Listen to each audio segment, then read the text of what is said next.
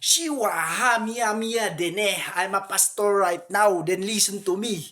In Matthew chapter 28 verse 19, the son called me and she says the Bible says, go thee and baptize them in the Father, in the Holy Name, in the King, in the Jesus Christ, in putang ina, go baptize them in the name of the Father, the King, and the Holy Spirit.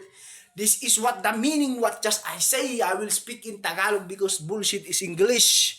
Ang sabi niyan, kung meron kayong pupuntahan, hindi lang sa pupuntahan nyo. Pumunta kayo sa mga pupuntahan nyo na merong sasabihin ng mga espiritu, kunwari lang.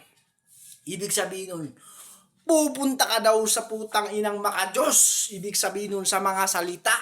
Hindi lang nababasbasan ang mga salita, kundi nababautismuhan ang mga salita. Hindi lang tao ang nababautismuhan, kundi ang mga salita ng Diyos nababautismuhan din. Ganun ang Biblia. Banga baliw sa Biblia. Ito putang ina, kaya makinig kayo sa akin at wag puro bobong pastor ang pakinggan nyo.